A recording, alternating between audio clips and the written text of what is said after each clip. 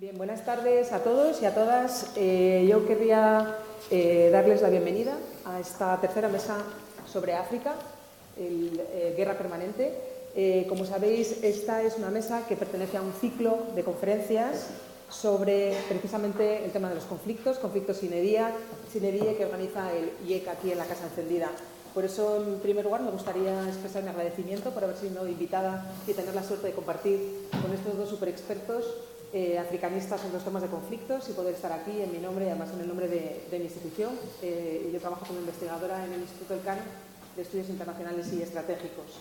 Es interesante, por supuesto, explicar cómo va a funcionar la dinámica para quien no conozca este tipo de formatos. Durante una primera ronda, por así decirlo, los ponentes contestarán una serie de preguntas y finalmente habrá un turno de preguntas y respuestas del público. Con esto deberíamos acabar aproximadamente a las 8:30, que creo que además hoy en día está un poco lluvioso ya, con lo cual pues todos agradeceremos poder proseguir. Entonces, mi labor, por tanto, en primer lugar, consiste en presentar a las dos personas, a nuestros dos ponentes aquí presentes, todos ellos bastante conocidos en el mundo africanista, en diferentes ámbitos. En primer lugar, tenemos a Pepe José Naranjo, como prefiere que le llamen. Él es muy conocido porque es un periodista freelance. Ha escrito muchísimos artículos sobre los temas africanos desde diferentes perspectivas. Ha tocado intensamente el tema de las migraciones. Él es canario, pero actualmente reside en Dakar y, sin embargo, viaja constantemente a lo largo del año por diferentes países africanos. Luego él podrá dar más detalles de su experiencia.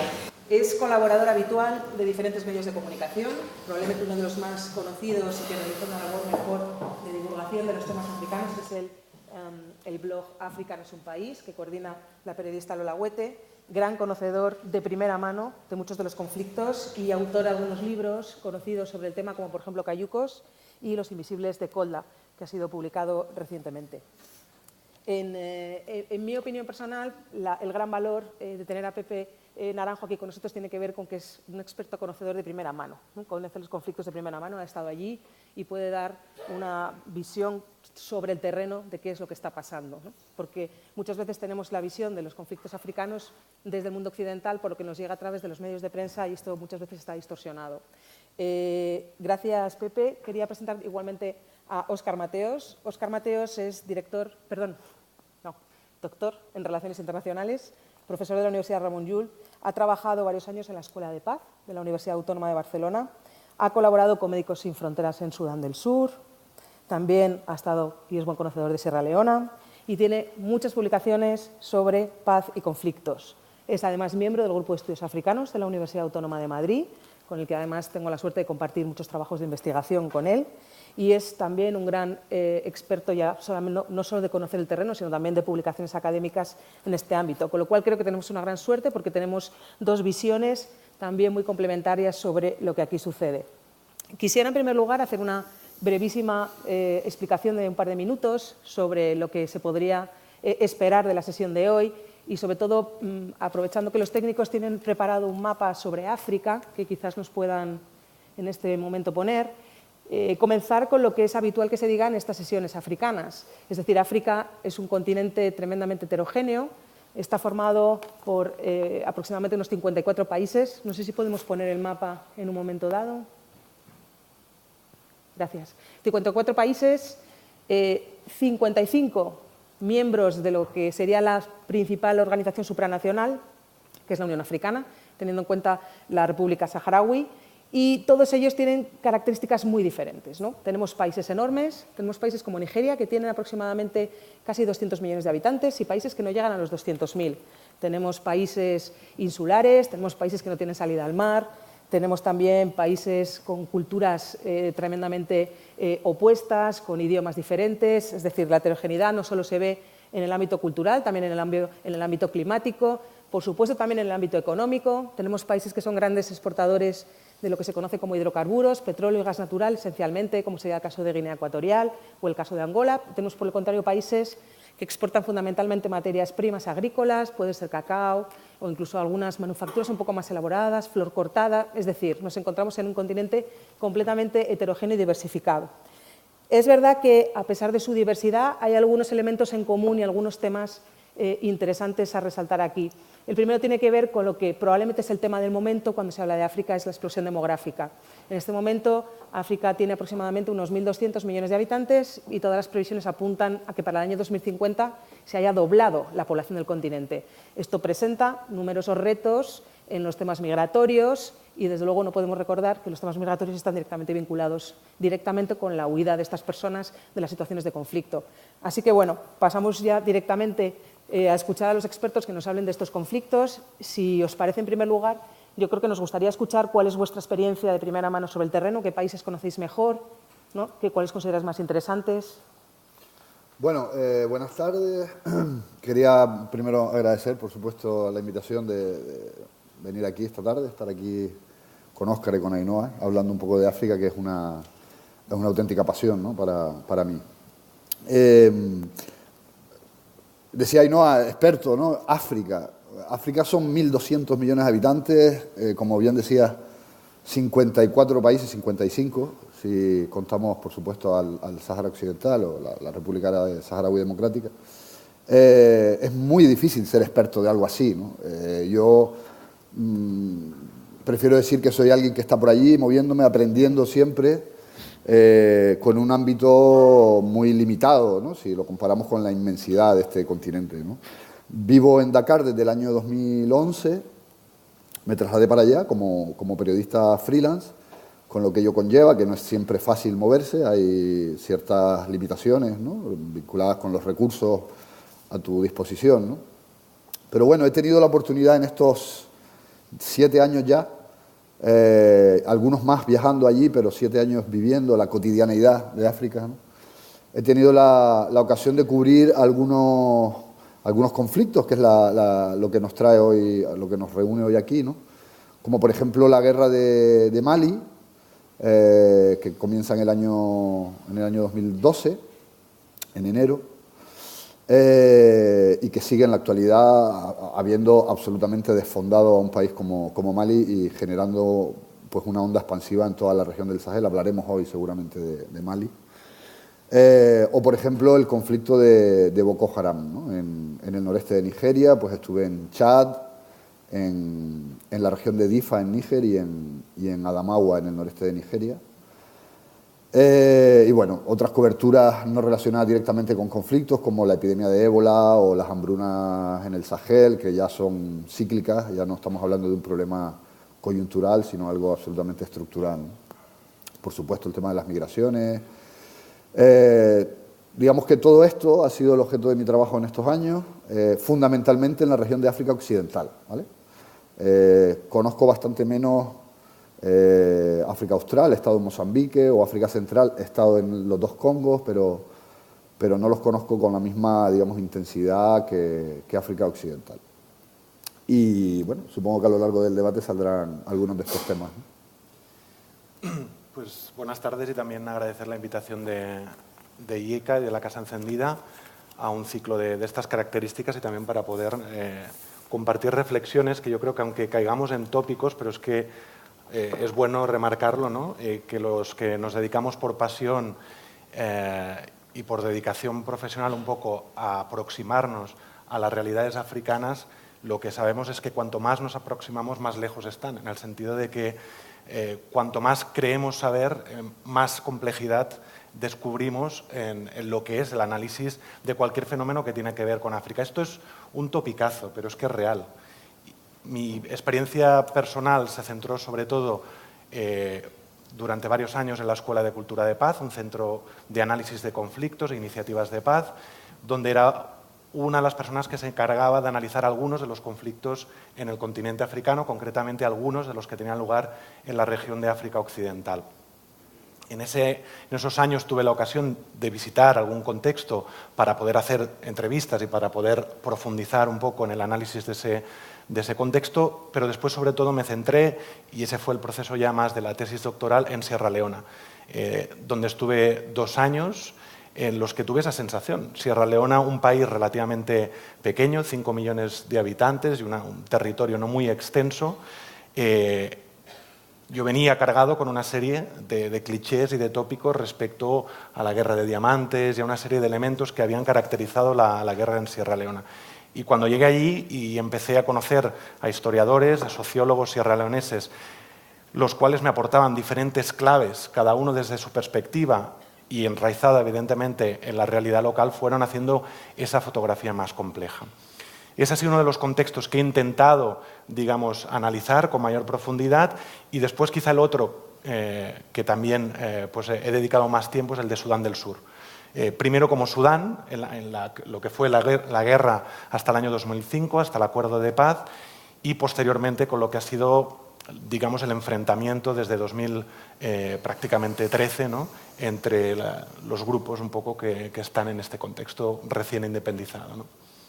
Lo que nos llega normalmente en España a través de los medios de comunicación es esa imagen del conflicto permanente en África. A mí me gustaría empezar con esa pregunta. ¿Es cierta esta imagen? ¿Es verdad que África es el continente donde más conflictos o más centros de tensión hay, más puntos de tensión?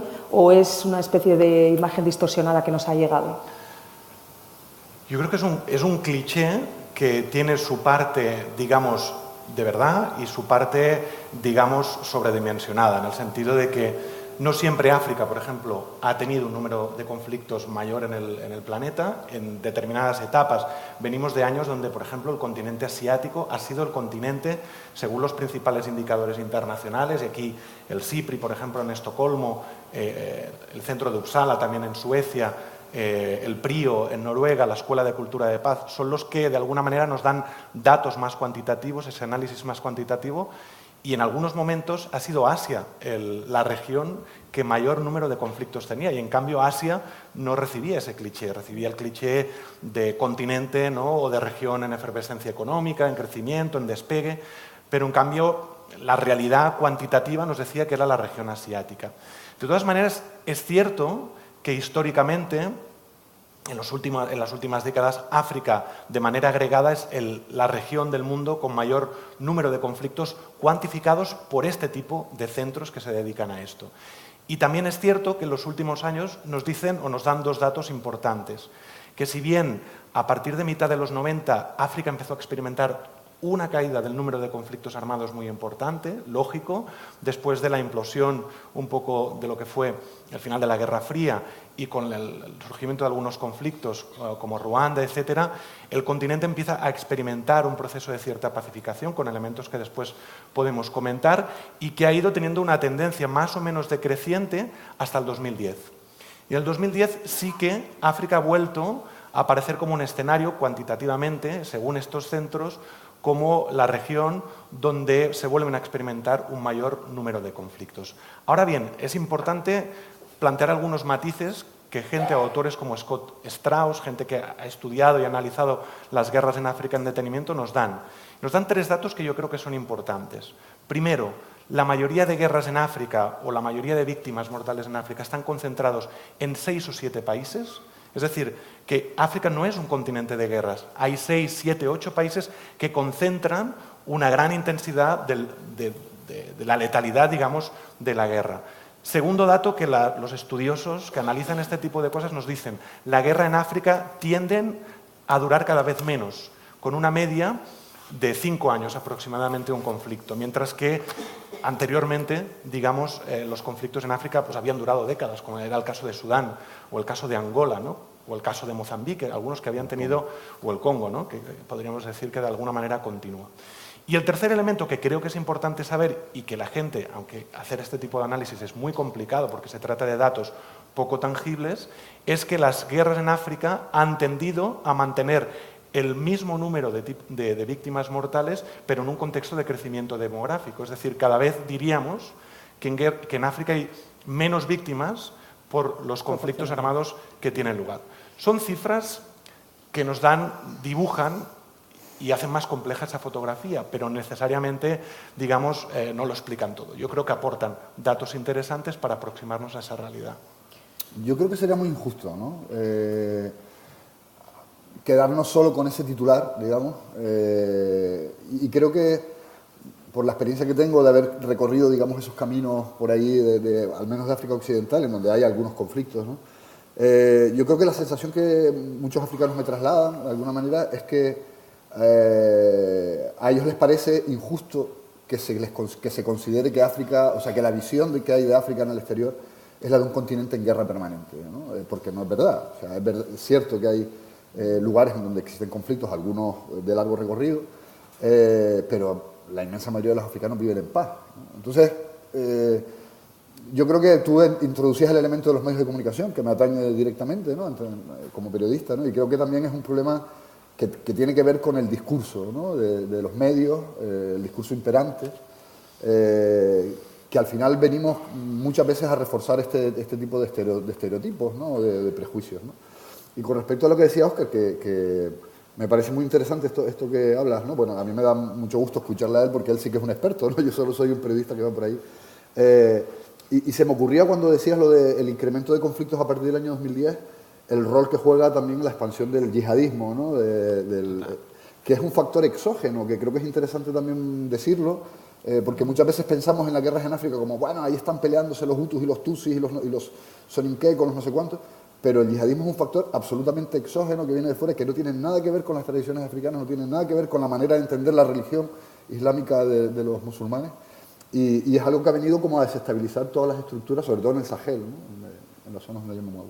Y volviendo con el tema de los medios de comunicación españoles, a veces tenemos la percepción de que si la noticia sobre África o sobre un país africano no es una mala noticia, no interesa. Es decir, que lo que nos llega siempre son las malas noticias. Ahí, como periodista... Yo llevo 20 años hablando de esto, quiero decir, es el núcleo de una de mis grandes preocupaciones, ¿no? ¿Por qué no acabamos de despertar el mismo interés cuando estamos hablando de cosas positivas? Pero yo creo que esto es trasladable también a otros lugares del mundo, no solo a África, ¿no? Yo creo que al final el problema no es tanto hablar bien de África o hablar en positivo, sino hablar más de África, explicarla mejor, dar más contexto. Porque en tanto en cuanto seamos capaces de ocupar más espacios, yo creo que empezarán a aparecer los matices, empezarán a aparecer los pros y los contras, los grises, ¿no? Si nos quedamos solo en rascar en la superficie, en dar un flash cuando pasa algo espectacular un día, ahí nos estaremos quedando siempre, pues eso, en los blancos y los negros, ¿no? En lo bueno y lo malo. Tenemos que hacer un esfuerzo por ocupar más espacio.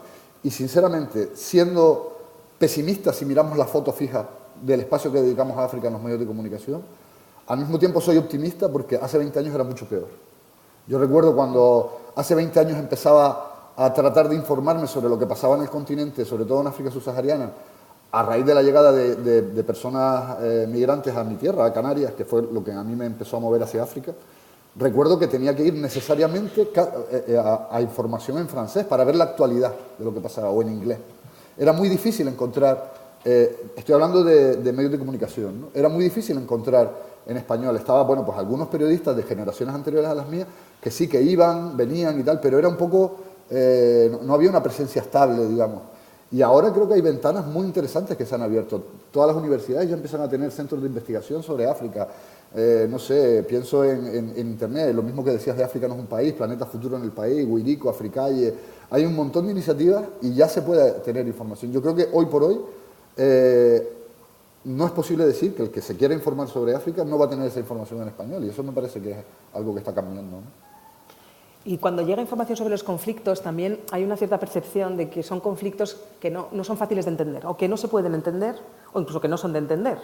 Entonces, eso me lleva a una pregunta que creo que probablemente mucha gente en esta sala tenga en la cabeza. Es decir, ¿cuáles son las causas que originan los conflictos en estos países africanos? Entiendo que no va a ser solo una, pero es verdad que me gustaría romper esa idea de son conflictos que no se entienden, son conflictos tribales, ¿no? Entonces, me imagino que esto no es así y me gustaría que nos lo pudierais explicar también. Yo creo que es una de las preguntas quizá más complejas, seguramente porque tratamos de pensar en términos muy simples muchas veces cuando pensamos en causas, ¿no?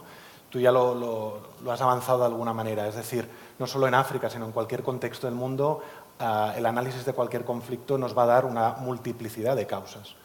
Y yo creo que el primer ejercicio que tenemos que hacer para entender en profundidad un contexto de conflicto es ir a su historia, analizar su historia con sus historiadores y tratar de entender las raíces de los procesos políticos, sociales, económicos, donde veremos, y en particular en África subsahariana, donde hay muchos elementos endógenos y muchísimos exógenos en el caso africano, ¿no? Donde el papel histórico, por ejemplo, de la colonización también nos da muchas pistas y donde, por lo tanto, no podemos hablar estrictamente de guerras civiles, sino que tenemos que hablar de contextos de conflicto donde ha habido una fuerte presencia de otros actores internacionales que han acabado condicionando muchas dinámicas sociales y políticas. Pero cuando hablamos de causas, la mayoría de autores que trabajan este tipo de cosas, y en el GEA, en el Grupo de Estudios Africanos, yo diría que es uno de los debates principales que hemos tenido en los últimos años, tendemos más o menos a ver que han existido 3 debates sobre 3 tipos de causa, entendiendo que no hay nunca una unicausalidad, sino que hay múltiples causas. Pero ha habido como 3 grandes narrativas sobre las causas de los conflictos. Yo creo que, sobre todo en los 90, pero ahora todavía persiste un hilo narrativo sobre esa idea, es, digamos, la idea de que las causas fundamentales son identitarias, ¿no?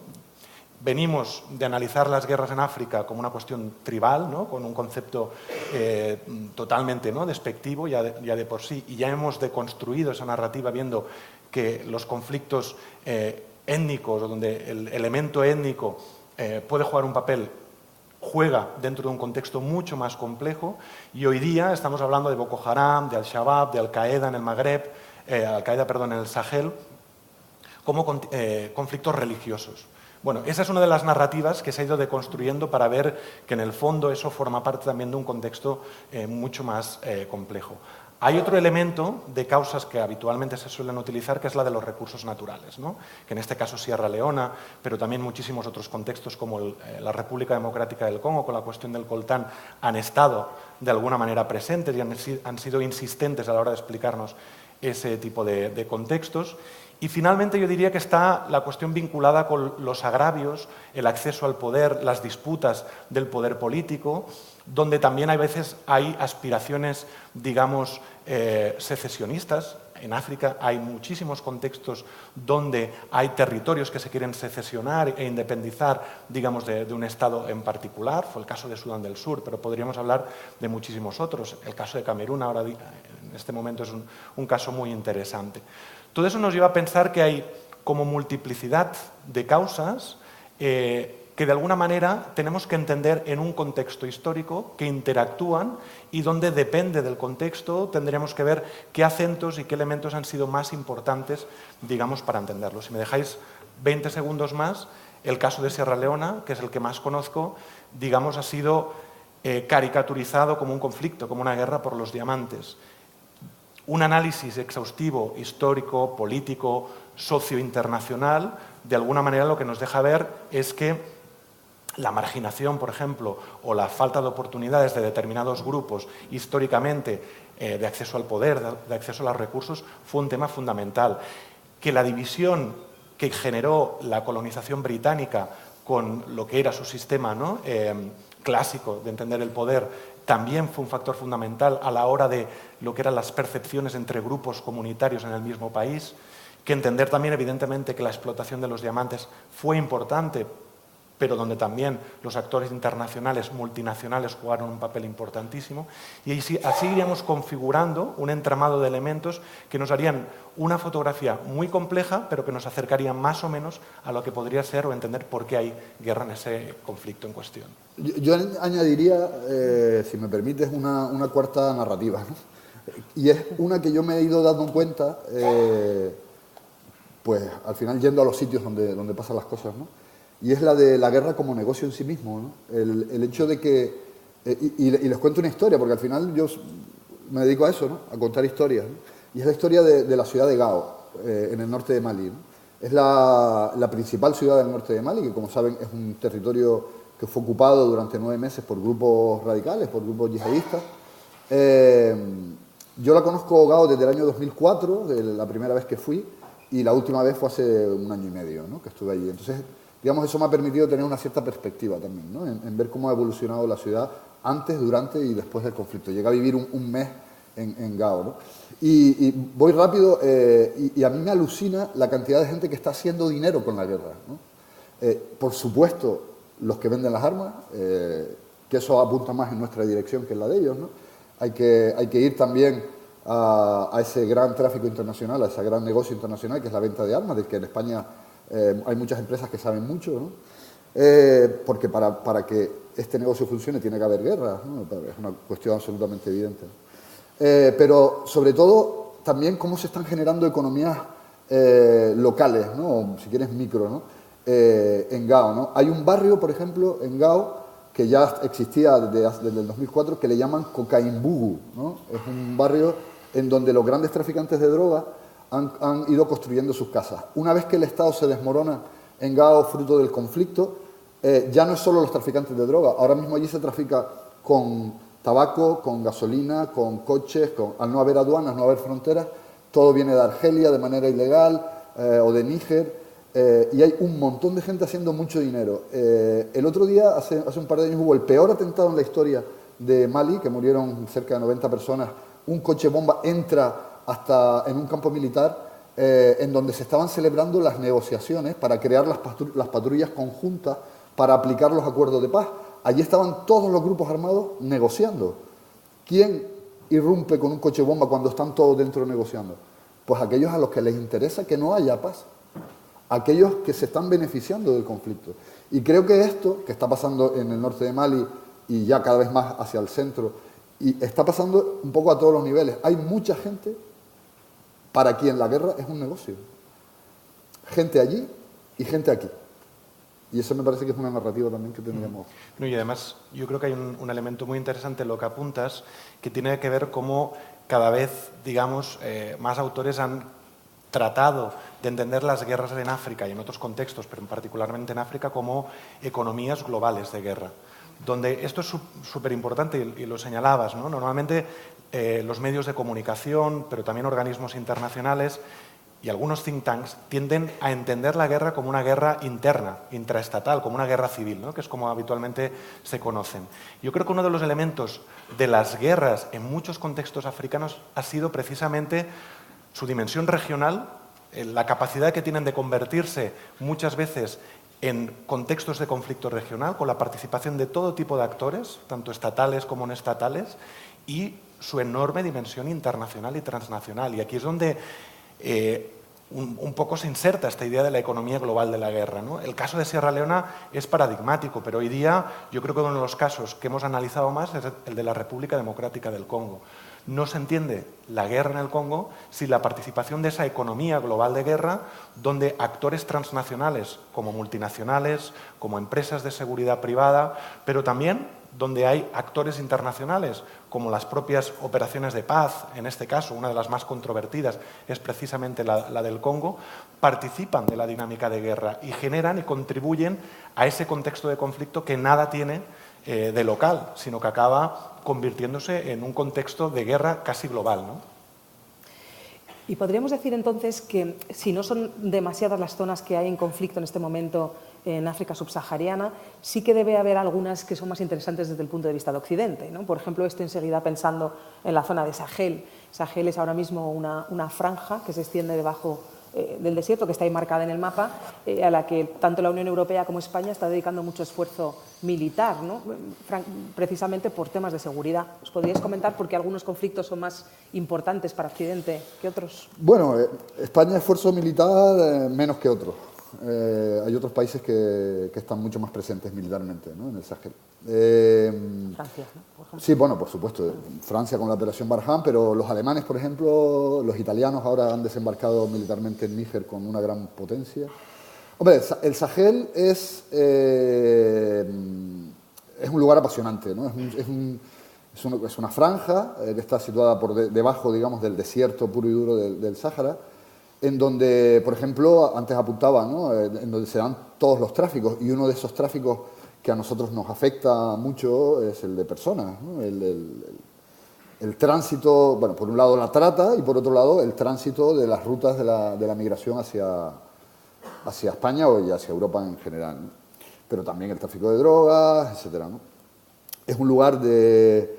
yo creo que hay muchos elementos, ¿no? Interesantes en el Sahel. Por un lado, es un gran espacio en general, zonas abandonadas por sus respectivos estados, porque yo creo que esto también hay que hablar, ¿no? De la responsabilidad de los propios gobiernos africanos. El norte de Mali, bueno, pues aquello estaba un poco ahí abandonado a su suerte. Eso permitió que muchos de los, sobre todo grupos terroristas argelinos, penetraran en el territorio, lo usaran como una especie de santuario, fueron tejiendo redes con la población local, etcétera, y fueron, digamos, sentando las bases de lo que hoy es probablemente la gran manzana podrida en el Sahel, ¿no? que es Mali, que ya está desestabilizando Níger, Burkina Faso, etcétera, ¿no? Y el Sahel, yo creo que desde la perspectiva europea de seguridad, yo creo que es un poco la nueva, de New Deal, ¿no? la nueva frontera, ¿no? Ya estamos vigilando las aguas de Mauritania y de Senegal, la Guardia Civil, desde hace 10 años, tratando de frenar la salida de migrantes, ¿no? Lo cual a mí personalmente me parece un disparate, porque es esta externalización de la frontera. Están, como digo, los italianos, los franceses, los alemanes, la misión de Naciones Unidas en Mali, y se está convirtiendo, se está remilitarizando de manera bestial, ¿no? Y hay un tema que yo creo que no podemos olvidar, y es que, por ejemplo, buena parte del uranio que utiliza Francia para sus centrales nucleares procede de Níger, ¿no? Es una zona en donde hay recursos naturales importantes, ¿no? Y yo creo que eso también es un factor que está teniéndose muy en cuenta por parte de las grandes potencias europeas a la hora de ir también colocándose y posicionándose. Por supuesto, por no hablar de Estados Unidos y el AFRICOM, ¿no? que cada vez está adquiriendo pues, una mayor presencia a nivel de influencia, ¿no? en la región. Y en este sentido creo que hay un punto de inflexión clarísimo que tiene que ver con el 11 de septiembre del 2001, ¿no? Y de cómo empieza a percibir Occidente, y cuando hablo de Occidente hablo de Estados Unidos y de Europa fundamentalmente, empieza a percibir África como una amenaza a su seguridad, ¿no? Quizá antes los conflictos o los problemas de subdesarrollo eran problemas internos en los que existía una agenda, un relato internacional de que había que transformar de mejor o peor manera, ¿no? Pero a partir del 2001, África empieza a ser percibida como una amenaza internacional, como un problema a los intereses occidentales que, digamos, afecta directamente a través de determinados fenómenos, ¿no? El flujo migratorio es uno de ellos, ¿no? La cuestión del narcotráfico, que no es una cuestión menor, y, sobre todo, a través, ¿no? de lo que es la cuestión del terrorismo, ¿no? internacional. Y, en este sentido, eso está condicionando muchísimo la agenda occidental, europea, estadounidense, ahora mismo en África. Hay 3 territorios que preocupan fundamentalmente, que está vinculado con los 3 focos de terrorismo internacional, que son Nigeria con Boko Haram, que se extiende a todo el lago Chad, Al-Shabaab, que se extiende a una parte del Cuerno de África, y evidentemente la región del Sahel. Esas 3 regiones son una gran preocupación, fundamentalmente porque se percibe como un elemento que puede afectar los intereses nacionales de muchos de esos países. Y la reacción que ha habido desde entonces por parte de estos países occidentales es algo extraordinario. El proceso de militarización y de despliegue que ha hecho, por ejemplo, Estados Unidos con AFRICOM es verdaderamente extraordinario. Ver el mapa de AFRICOM y cómo poco a poco Estados Unidos ha ido desplegando el conjunto de sus bases en todo el territorio africano responde mucho a esa narrativa de amenaza a partir del 2001. Europa se ha incorporado más tarde a esa narrativa de amenaza, pero sobre todo con la realidad del Sahel y con su percepción de que en el Sahel, sobre todo, lo que persiste es un caos político que puede poner en entredicho intereses geoeconómicos o la estabilidad incluso política también de la propia Europa, también ha empezado un proceso intenso, digamos, de militarización y de apuesta, sobre todo, por ejemplo, de políticas que ahora se han puesto muy en boga en muchos donantes internacionales, llamadas de reforma de la seguridad internacional. Reforma del sector de la seguridad, perdón. La reforma del sector de la seguridad hoy es la punta de lanza de la agenda, diríamos, de intervención internacional en muchos de estos contextos, que fundamentalmente lo que apuesta es por que el gran elemento de intervención sea reformar ejércitos y policías nacionales, formadas evidentemente por policía y militares extranjeros, para garantizar el funcionamiento del Estado y el monopolio de la violencia de estos estados que se perciben como cuasiestados, como estados fallidos, como estados frágiles, ¿no? Yo creo que ese es un elemento fundamental. Y un elemento que yo creo que entra de manera casi reciente a este nuevo mapa es la presencia de China en ese plano de la seguridad, que yo creo que es un elemento incipiente muy interesante.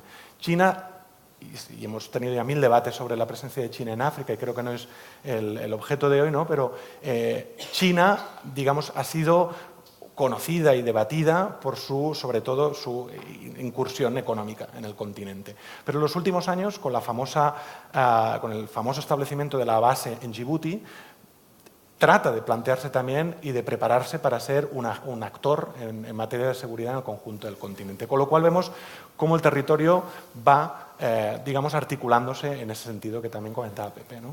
Hay una cosa que a veces me preocupa un poco, ¿no? Y es que da la sensación de que cuando hablamos de África desde aquí nos olvidamos de que allí vive gente, ¿no? Quiero decir, recuerdo un viaje que hice a Kano, en Nigeria, en el norte de Nigeria.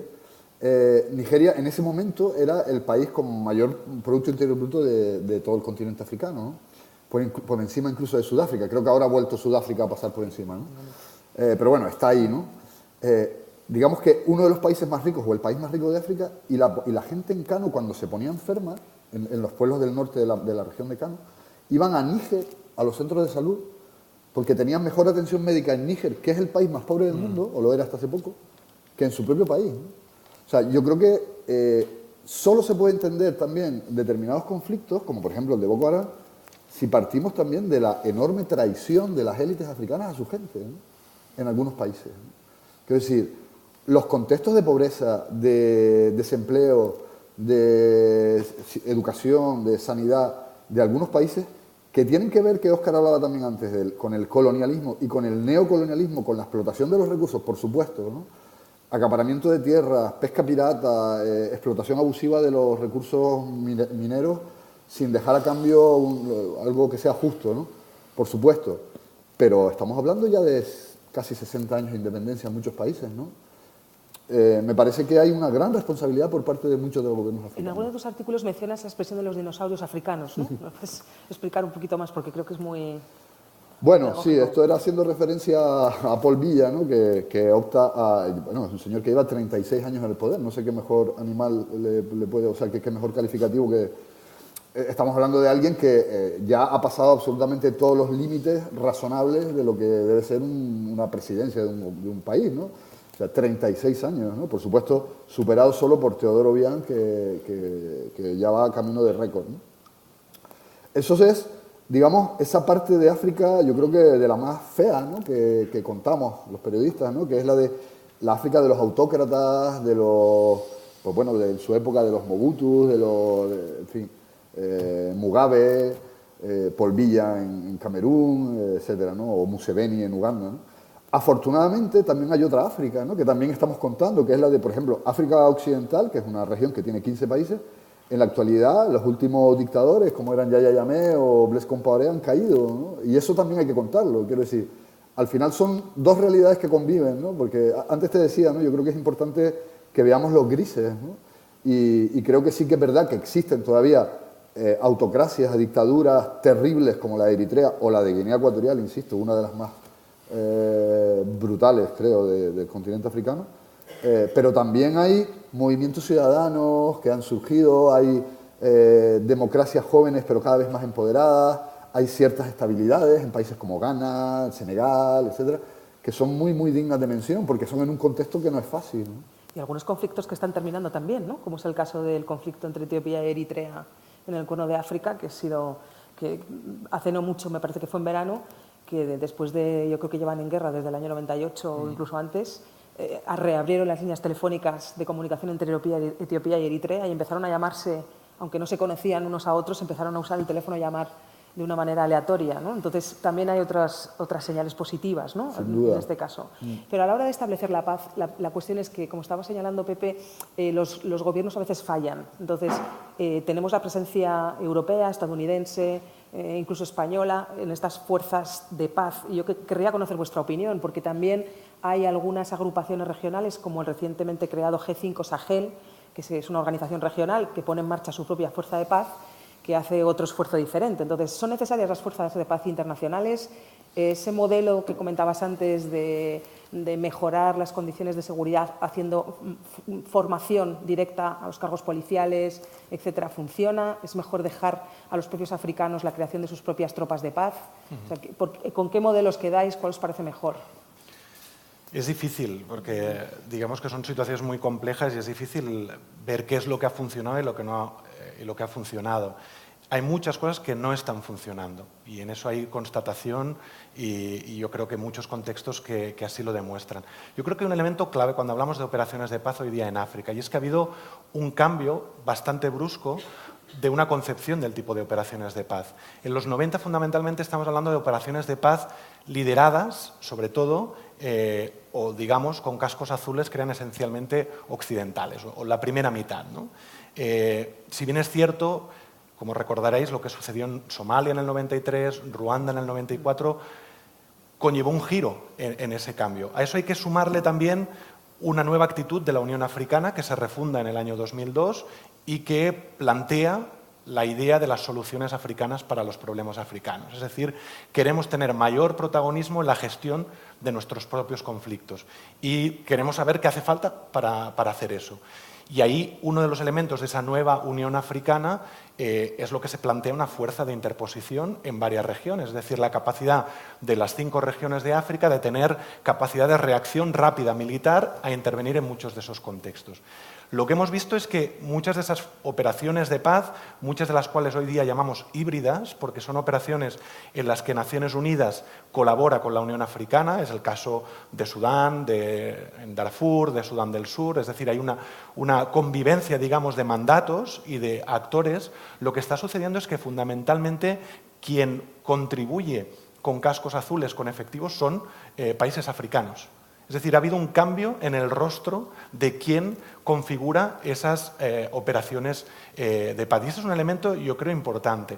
Son también operaciones mucho más militarizadas. Es decir, la idea del peacekeeping, del mantenimiento de la paz, en muchos de los casos son fuerzas que están tomando parte en muchos de esos contextos y que intervienen de manera directa y que, por lo tanto, también de alguna manera acaban convirtiéndose en actores militares del propio contexto. Y esas operaciones de paz, digamos, en muchos casos logran a veces mantener la paz o finalizar lo que es las hostilidades de un conflicto, pero uno de los grandes fracasos constatado en estos últimos años es que esas operaciones han forzado muchas veces como solución los gobiernos de unidad nacional o lo que se llaman los Power Sharing Agreements, los acuerdos de poder compartido. Es decir, que las fuerzas que se estaban disputando el poder acaben juntas en un mismo escenario, ¿no? Como podría ser en un mismo contexto de gobierno, ¿no? Como podría ser hoy día lo que está sucediendo en Sudán del Sur, pero en otros contextos, ¿no? Y eso se ha demostrado que en términos de impunidad, en términos de desarrollo político, está siendo un gran fracaso, ¿no?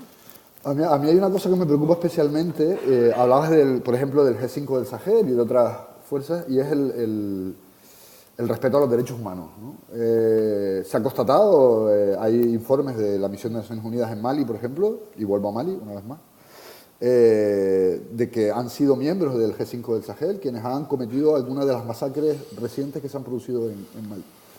Entonces, si creamos una unidad militar para supuestamente preservar la paz o combatir a los terroristas, y al final lo que acaba ocurriendo es que masacran a civiles, y lo mismo diría, creo que hay una preocupación, por ejemplo, en el seno de la Unión Europea, con respecto a la famosa misión de formación de los militares en Mali, ¿no? Que España, en la que ahí sí que España ha apostado, ¿no? En esta misión, que ellos están en Culicoro, en el campamento de Culicoro, formando al ejército maliense, ¿no? ¿Realmente estamos formando a gente que luego va a ser respetuosa con los derechos humanos? Quiero decir, ¿no habría que hacer las cosas, ser un poco más cuidadosos o hacerlas al revés? Porque, vamos, hay constancia de que algunos de esos militares forman parte de grupos paramilitares que vulneran los acuerdos de paz, ¿no? Entonces, creo que ahí, en el tema del respeto a los derechos humanos por parte de estas unidades o grupos militares que se suman a un conflicto ya excesivamente bélico, ¿no? Y militarizado, en donde las armas circulan por doquier, bueno, la experiencia de las misiones, de la misión de paz, por ejemplo, en el caso de Mali y en otros, no están sirviendo, como dice Óscar, sirven para detener las hostilidades, pero no están sirviendo para construir la paz, ¿no? Y a mí eso es lo que me parece un gran fracaso, ¿no? Claro, ¿quién vigila a los que vigilan, no? Y el tema de la formación... Bueno, por no hablar de las violaciones de los cascos azules en países como República Centroafricana, que ya es como el colmo del colmo, ¿no? Los que vienen a proteger acaban siendo los autores de delitos tan graves como eso, ¿no? Aprovechándose no solo de la fuerza, sino de la superioridad, ¿no? De la situación de preponderancia. En tema de violaciones de derechos humanos, evidentemente yo creo que tenemos que recordar aquí el último Premio Nobel de la Paz que acaban de fallar, que se lo han dado a este médico congoleño, Denis Denis, Mukwege. eso es. Entonces, el papel de la mujer en los conflictos armados está ya muy estudiado, pero creo que sería importante también mencionarlo aquí, ¿no? Cómo la mujer se utiliza como arma de guerra. Entonces, ¿cuál es vuestra experiencia al respecto? ¿Y cómo se podría intentar evitar o hacer algo? O si efectivamente esta formación también puede servir en derechos humanos para que estas atrocidades no se cometan. Yo creo que está más que constatado que las mujeres son los niños, los menores y las mujeres son las principales víctimas de los conflictos armados. En los últimos 20 años ha habido un cambio en las reglas de juego de las guerras a nivel internacional y todos sabemos que es la población civil la que se ha convertido en el principal objetivo muchas veces de combate de los grupos que están enfrentándose, sea cual sea, muchas veces por parte del gobierno también, ¿no? Y dentro de esa población civil el grueso de las personas que están afectadas son fundamentalmente niños y mujeres. Hay mucha, yo creo, literatura sobre el papel, en ese sentido, más allá de la víctima, mujeres que participan en grupos armados, y ahí hay también muchísima literatura, ¿no? Por ejemplo, en el papel, digamos, de las niñas o de las mujeres, muchas veces tienen que ver con ese rol que ya anticipabas, ¿no? Cómo son instrumentalizadas y utilizadas para objeto y abuso sexual y para otro tipo de cargas y elementos vinculados a las propias dinámicas de la guerra, ¿no? Pero esto es un tema también complejo, ¿no? Que daría para mucho. El otro día hablaba justo de esto, ¿no? Con unos compañeros periodistas, ¿no? Compañeras periodistas. Acaba de salir un informe de Plan Internacional sobre la situación de las chicas, de las adolescentes en el lago Chad, a raíz del conflicto que se está produciendo allí con el tema de Boko Haram, ¿no? Y destacaban el aumento de las violaciones, el tema de la inseguridad, matrimonio precoz, embarazos adolescentes. Pero si uno leía el informe con cierto detenimiento, y vamos, yo he hecho reportajes de matrimonio precoz, de fístula obstétrica o de este tipo de problemáticas, ¿no? En la zona, se da cuenta de que en realidad la situación, el drama que viven las mujeres no tiene que ver tanto con el conflicto, sino es previo al conflicto, quiero decir. En Chad hay pueblos en donde existe el dicho de que una niña, en cuanto tiene el primer periodo, hay que casarla, ¿no?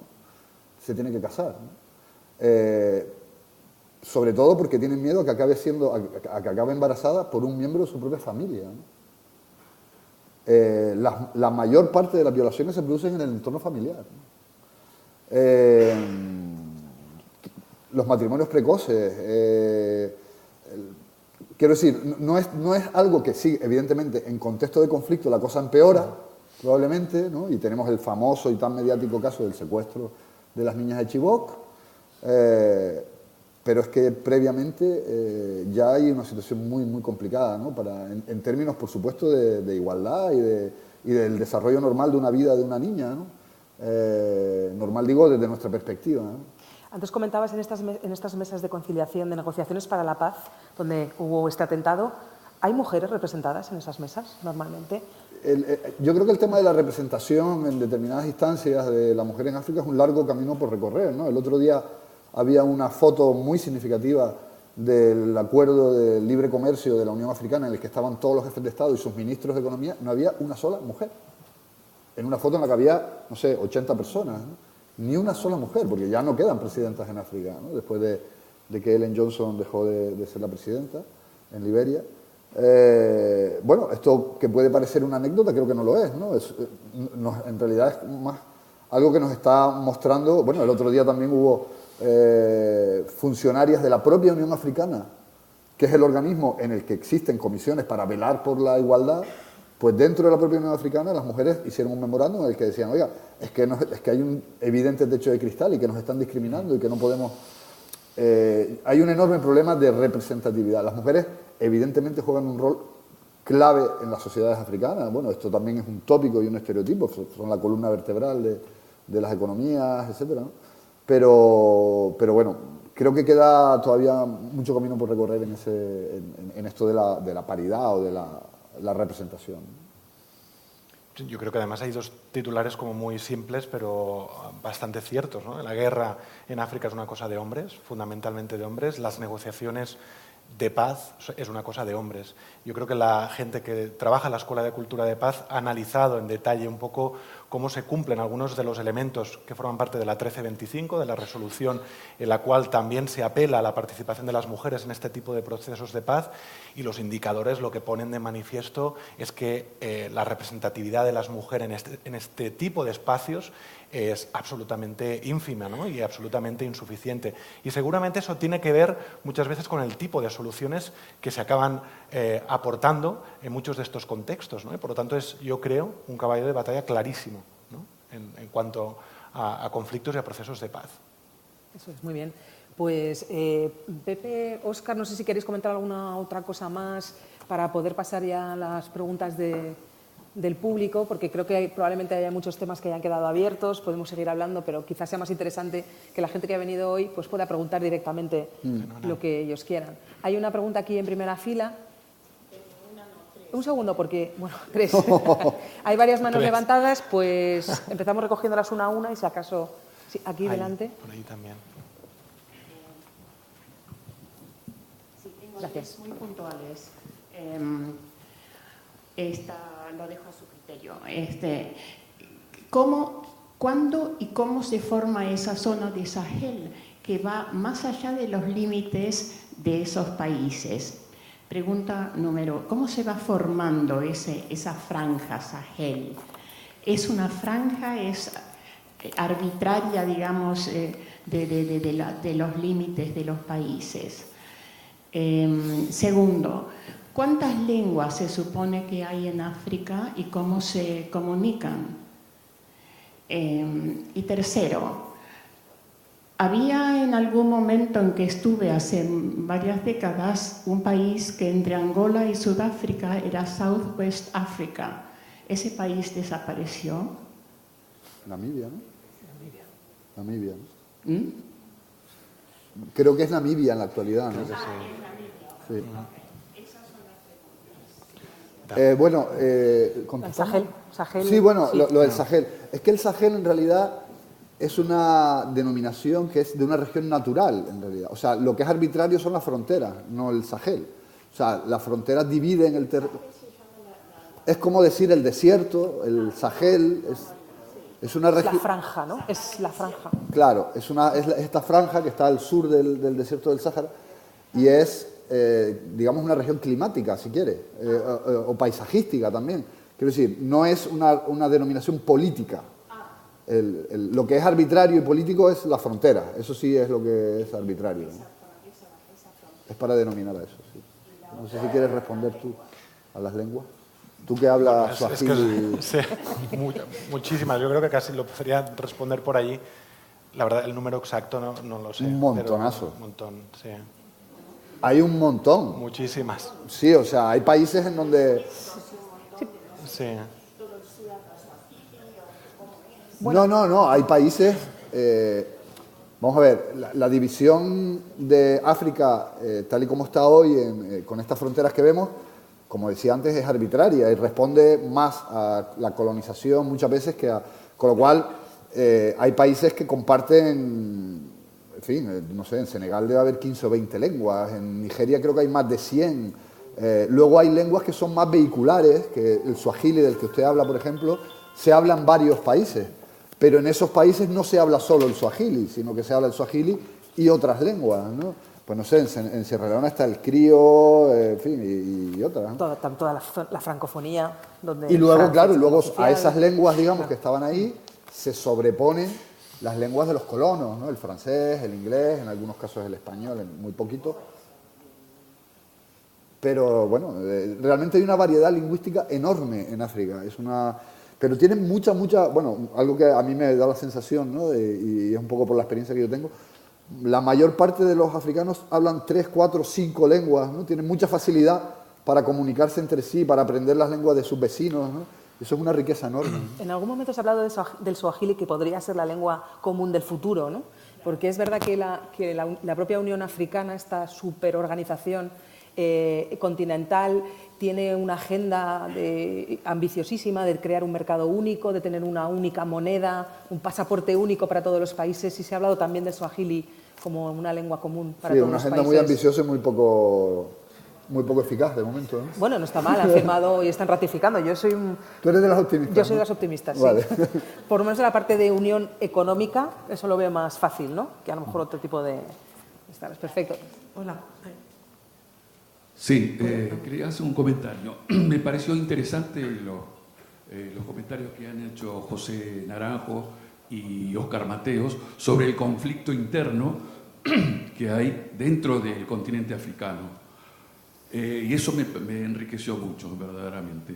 Pero sigo convencido que África es víctima de los complots o complicidades de los países líderes occidentales, y vamos a dar nombres principalmente, Estados Unidos, Inglaterra, Francia, y puedo seguir, que son los que verdaderamente generan una corrupción y saquean las riquezas de estos países. Porque África es un continente muy rico en todos los aspectos, y viven en la pobreza total. Alguien había mencionado el caso de Nigeria, que tiene un PIB muy alto, pero la corrupción que hay ahí es tremenda. Y nos olvidamos del desastre ecológico que se produjo en el delta del Níger, donde 70.000 kilómetros cuadrados, algo un poco menos que Andalucía, digamos, con 31 millones de habitantes, han quedado en la auténtica miseria. Un país muy rico. Estamos hablando de Nigeria y le vamos a echar la culpa a estas etnias.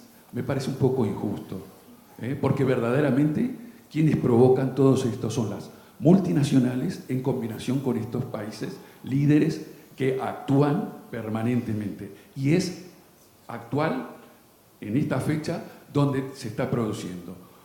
Lo mismo pasa con la República Democrática del Congo, ricos en minerales, principalmente en el coltán, colaborado en el saqueo de parte de Ruanda, el presidente Paul Kagame, que en complicidad con el gobierno inglés le permite saquear en la frontera con la República del Congo y llevarse principalmente el coltán, pero también oro y otros minerales preciosos.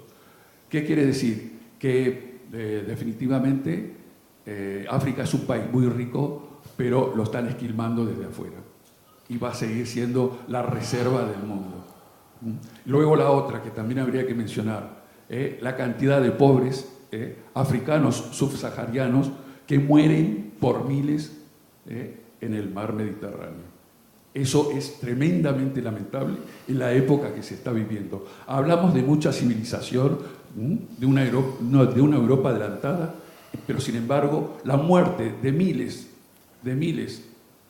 de subsaharianos no representa nada ante un simple atentado que pueda haber en París. Ojo, que a mí me duele mucho que mueran 20 personas en París, pero también es muy doloroso que mueran miles, pero miles, en el Mediterráneo y sin atenderlos, Muchas mirando gracias. para otro lado. Parece que su comentario ha suscitado rápidamente una reacción por allí. Tenía... Vale. Sí. Iba a hacer una pregunta, pero paso Pero, un momento, sí, mejor, porque no sé si el comentario que reclamaban era en relación... Estaba yo. Uy, eso ya no No lo he sé si visto. se ha dado cuenta el señor, pero ha dicho, ha cometido una barbaridad. Dice, África es un país. No, creo que no se ha dado cuenta. Creo que no se ha dado cuenta. Vale. Entonces, porque es una cuestión que siempre está ahí, porque consideramos a África como un país. No, yo no lo considero. Bien. Entonces yo quería aprovechar que me han dado el micro para decir una cosa. José Luis Núñez, del Hogar del Pensionista, dijo hace años, en el año 2002, que Occidente ha impuesto dos reglas en todo el mundo. La primera regla es no poner jamás trabas a las inversiones extranjeras en un país. Y China se ha sumado a ese grupo, en África y en todas partes. Las inversiones extranjeras las vemos en España. Carrefour, al campo, etcétera, etcétera, etcétera, etcétera. La segunda regla es mantener controlada la población para que esas inversiones den buenos réditos.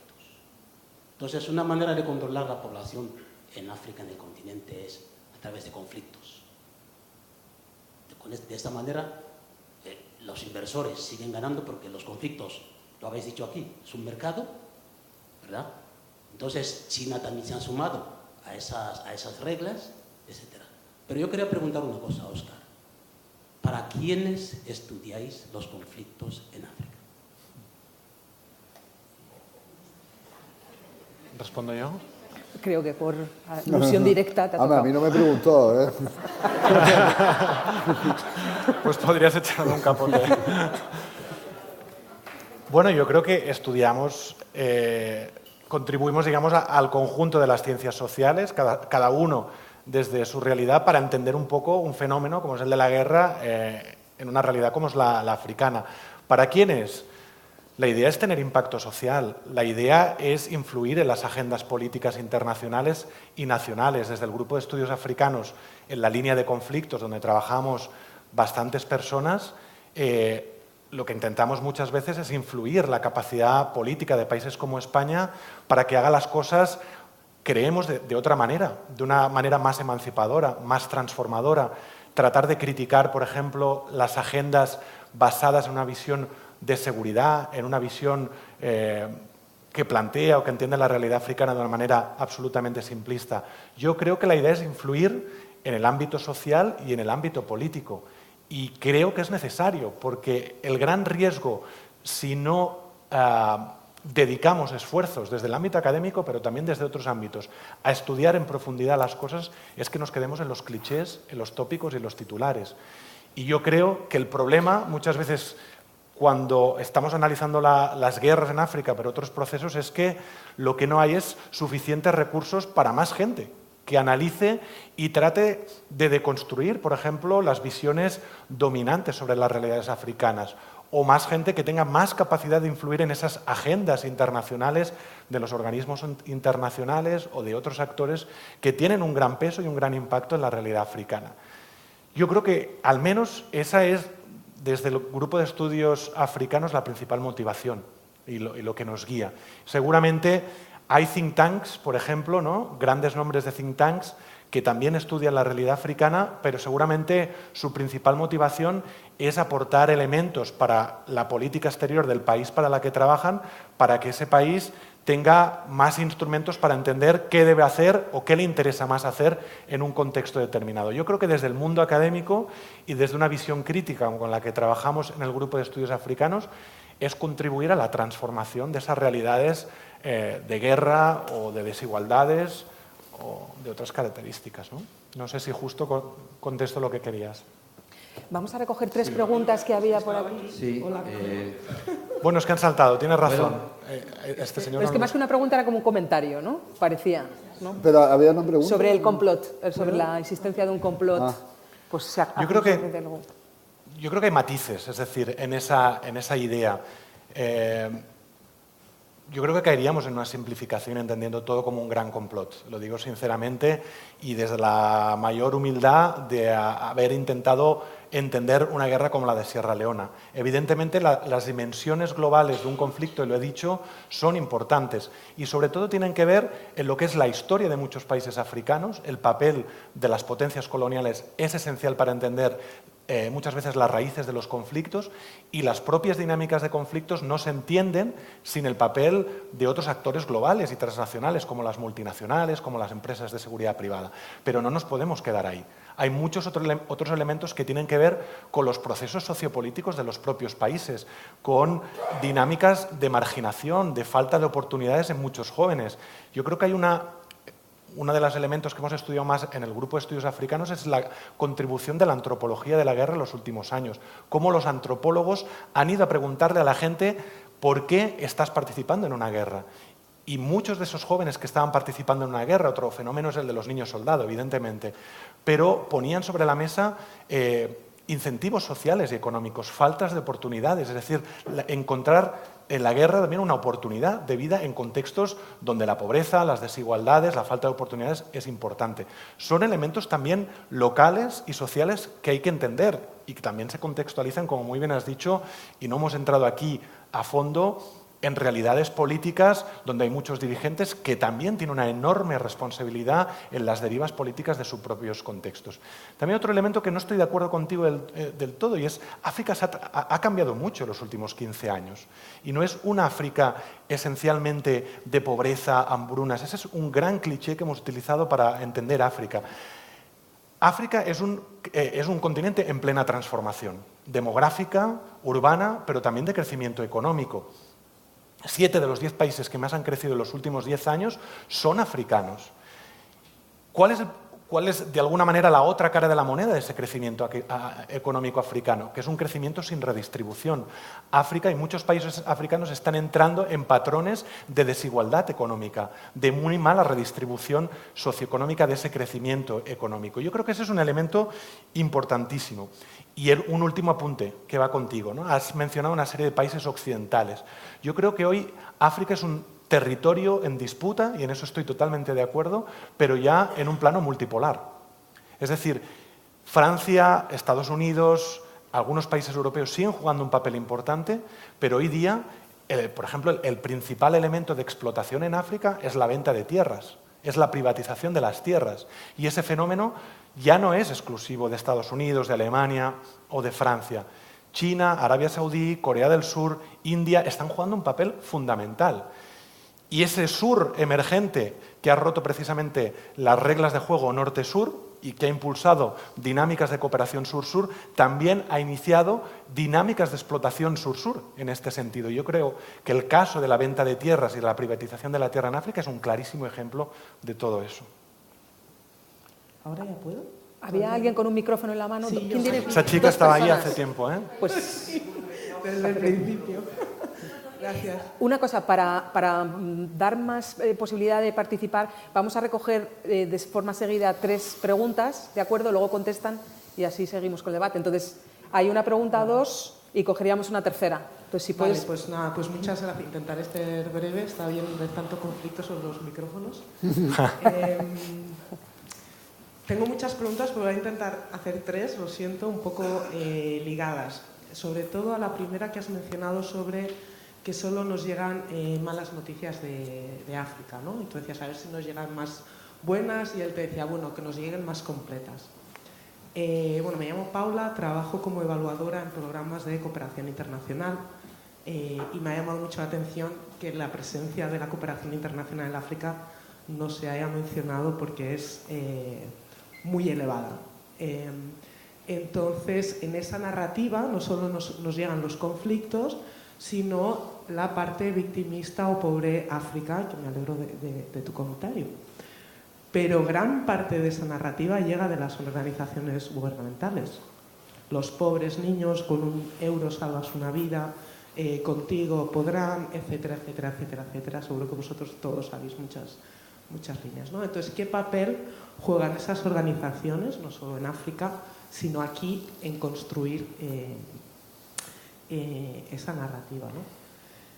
De ahí seguido que últimamente, en los últimos 5 o 6 años, sí que siguen habiendo conflictos, pero los mayores movimientos dentro de estos países es por conflictos climáticos, que tampoco se han mencionado, ¿no? Entonces, la nueva dimensión de conflicto, y los últimos informes internacionales nos dicen que va a haber más conflicto y más movimiento y desplazamiento por temas climáticos que por temas de guerra, ¿no?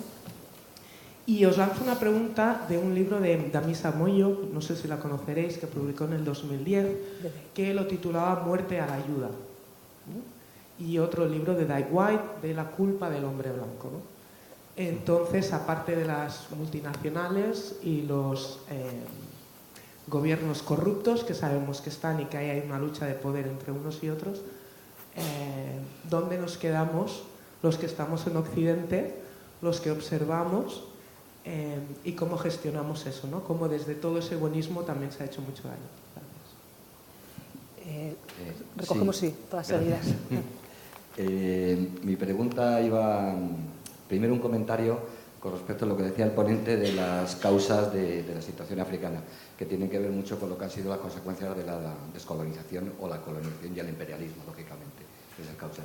Y en ese orden sí que quería preguntaros, lo que he observado cuando he estado por diversos países también de África, es el tema del lenguaje, porque una de las consecuencias del imperialismo, por así decirlo, occidental, y que ha afectado para mí mucho es el factor del conocimiento africano, del propio conocimiento de los africanos. Es el conocimiento que ahora mismo pueden tener los africanos, entiendo que gran parte de eso está construido por el lenguaje europeo, o el lenguaje de las potencias colonizadoras en general, ¿no? Entonces, sí que quería, creo que dos organismos es a los que yo he llegado, digamos, a tener conocimiento de ellos, ¿no? Sobre todo la declaración de Asmara, con lo que ha sido, digamos, esa declaración fomentando, digamos, el conocimiento propiamente africano para que todo el potencial del conocimiento africano se haga en las lenguas autóctonas, no en las lenguas, digamos, de la colonización o del imperialismo, ¿no? Si de eso tenéis alguna, no sé, algo que poder narrar, algo que poder contar, ¿no? Porque, por ejemplo, hay cosas que no tienen mucho sentido, digamos, a nivel de construir la historia, digamos, de África, el hecho de que hablemos todavía de tribalismo en el mundo africano, cuando, bueno, no sé, llamamos nación, por ejemplo, a los daneses, con no sé cuántos millones pueden ser Dinamarca, pero muy pocos, 3, 4, 5, ¿no? Y sin embargo, pues, bueno, los kikuyos o los igbos son 30 millones más o menos, y acá seguimos hablando de tribalismo, como no hace mucho, cuando han sido las de las elecciones en Kenia, ¿verdad? Que si era un factor, digamos, de guerras étnicas, ¿no? Yo, desde luego, por ahí no veo nada. Sí que me interesa por eso, lo del factor del conocimiento que se transmite a través del lenguaje, y ese lenguaje ha sido transmitido a través de lo que ha sido el lenguaje de las potencias europeas. Gracias. ¿Había otra pregunta? No estoy muy segura. Hola, buenas tardes. Aprovechando que estábamos hablando del Sahel, me ha surgido una duda porque leí hace poco una noticia que, bueno, no entendí muy bien y quería saber si se está tomando en cuenta un poco quizás la influencia de Arabia Saudí. Cuando hablabas también de que no solo, bueno, países occidentales tradicionales, sino esa influencia que está viendo ahora de un soft power ideológico de Arabia Saudí, un poco por su petrodólares que tiene bastantes, esa potencia saudí, me gustaría saber si se está valorando bajo ayuda humanitaria. Creo entender, está metiendo una ideología extremista, digamos, una ideología del Islam ortodoxo. Entonces, y eso a través también de la educación o de proyectos sociales que a lo mejor los gobiernos de países del Sahel no están teniendo en cuenta porque hay un vacío ahí. ¿Cómo esto también influye en los conflictos? También entiendo que el Islam tradicional, sufí, por ejemplo, de la zona, a lo mejor Naranjo puede aportar algo de su experiencia, está frenando también esa llegada en las escuelas coránicas, por ejemplo. No sé, es un poco específico, quizás, pero muy interesante. Interesante. Bien, muchas gracias. Pues, ¿os parece? Hay 5 preguntas. Bueno, ¿Calzadas? yo ¿puedo elegir? Coge. No, a mí me gustaría contestar a Paula primero, que además ha sido la primera. Paula, ¿verdad? Que ha sido la primera que ha intervenido, porque creo que estás hablando de la construcción del discurso y eso como periodista me toca directamente, ¿no? A mí también me preocupa lo que tú has planteado. O sea, y es verdad. Creo que en buena medida la construcción del discurso de pobrecitos africanos, seres pasivos, sujetos pasivos que sufren todas las desgracias, tiene mucho que ver con la preponderancia de las ONGs y las agencias de Naciones Unidas, etcétera, de todo el mundo de lo humanitario y de la cooperación al desarrollo, de su preponderancia en el rol que los periodistas tendríamos que asumir, los periodistas y los medios de comunicación, ¿no? Porque el problema es que en la medida en que los medios desertamos de nuestra responsabilidad, ese espacio se ocupa por otros. Y las ONG los están ocupando con una gran habilidad, por otra parte.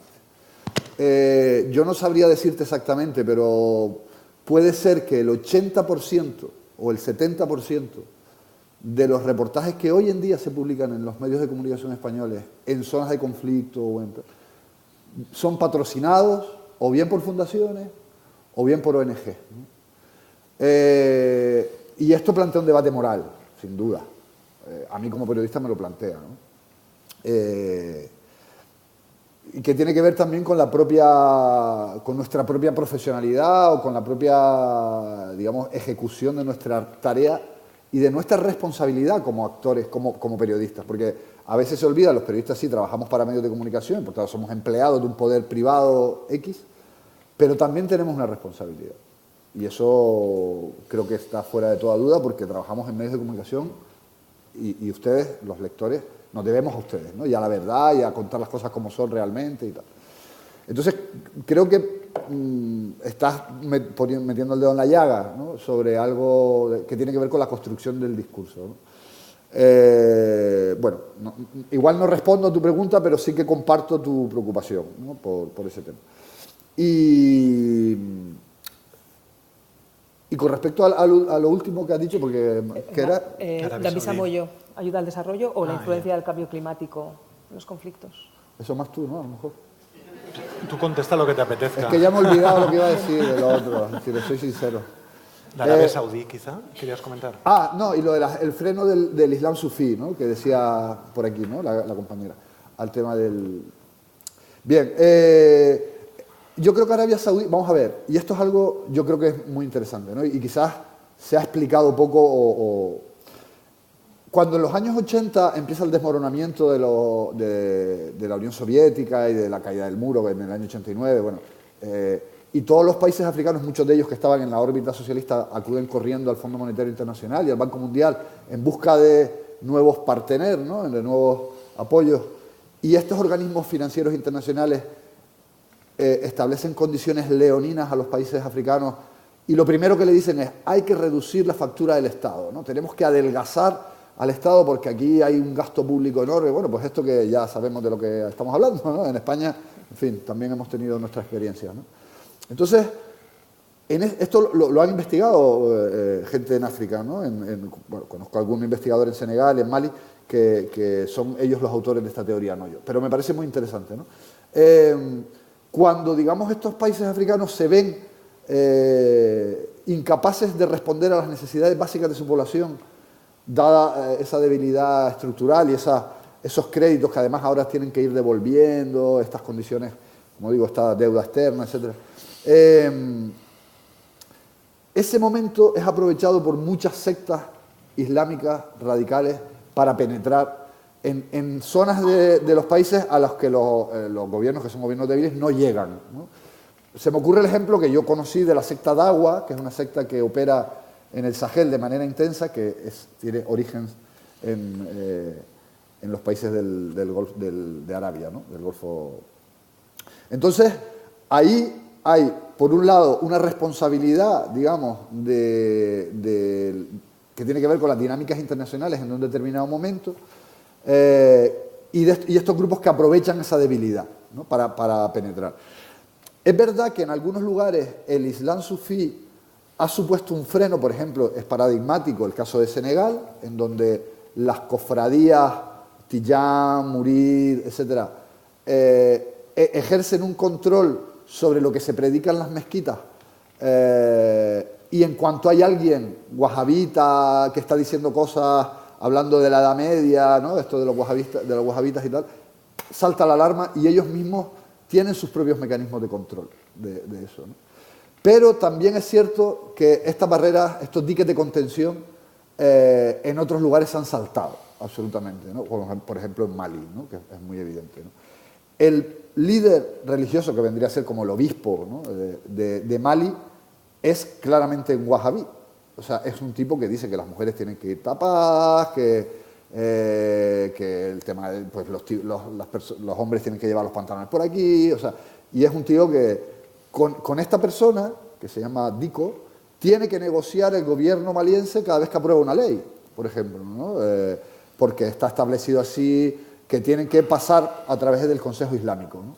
Entonces, claro, estamos hablando de un peso importantísimo de la religión en muchos países, ¿no? Sobre todo en el caso de Mali. Y a raíz de este tema, que creo que es súper interesante, del cual tampoco, conozco mucho, pero sí, uno de los casos que me ha interesado más en los últimos tiempos es el caso de Marruecos, ¿no? Y de Marruecos cómo está apostando por convertirse en una potencia regional, una potencia económica, está viendo y entendiendo en este nuevo contexto a África como una oportunidad, y el claro ejemplo, si recordaréis, cómo Marruecos reingresa en la Unión Africana hace pocos meses, después de 30 y pico años fuera de la Unión Africana, porque la República Saharaui estaba también reconocida, ¿no? Y en este sentido, Marruecos reingresa a la Unión Africana porque ve y entiende a África como una oportunidad de crecimiento económico y una oportunidad y un mercado en el cual ha de estar y ha de tener influencia. La diplomacia económica que está haciendo Marruecos es extraordinaria, pero la diplomacia que también está haciendo Marruecos en este sentido es una diplomacia religiosa. Marruecos está percibido por parte del mundo occidental como el actor que debe ponderar o moderar o tratar de contrarrestar la influencia salafista un poco en el conjunto del territorio. Y Marruecos, por ejemplo, se ha convertido en un gran formador de líderes religiosos de la versión más moderada en este sentido. Por lo tanto, hay una disputa ideológica muy interesante en este sentido con diversos actores, entre los cuales el mundo occidental apuesta por Marruecos para que sea un actor clave en ese contrapeso al papel creciente de Arabia Saudí, que es extraordinario. Y alguna cosita más que habían comentado. El tema de la cooperación internacional. Yo creo el contexto, y es mi visión y mi opinión personal, es que la cooperación internacional, como la hemos entendido de manera clásica, ha perdido centralidad. Es decir, hoy la cooperación al desarrollo ya no es central en el continente. El continente ha dado un giro tan extraordinario en los últimos 10 años que el papel de las ONGs, que en los 90 pudo llegar a ser extraordinario y que hoy todavía, en términos de recursos, lo puede ser, ha perdido una centralidad absolutamente impresionante. Hoy yo diría que hay dos dinámicas de cooperación que pasan mucho o muy por encima de esa cooperación al desarrollo. Una es la agenda de seguridad internacional que comentaba antes. El grueso de la apuesta, al menos estatal, por cooperar con estos países tiene mucho que ver con esa agenda de seguridad y con la inversión en regímenes que tengan sistemas de seguridad estables, como la policía y el ejército. Y son los grandes donantes de ayuda, USAID en Estados Unidos, DFID en el Reino Unido, los que están apostando fundamentalmente por esa agenda de seguridad entendida como cooperación. Y el otro elemento que ha distorsionado las dinámicas clásicas es la presencia del mundo emergente, del mundo del sur, sobre todo China. Ha roto una lógica de décadas de políticas de cooperación al desarrollo que estaban vinculadas a la idea de condicionalidad, de que yo te ayudo si celebras elecciones, yo te ayudo si aplicas los derechos humanos, y evidentemente que detrás tenían agendas económicas e intereses múltiples, ¿no? China ha roto todo eso. China ha roto esa dinámica y ha llevado, digamos, a que muchos dirigentes africanos hoy día puedan elegir con quién quieren endeudarse o de quién quieren recibir ayuda.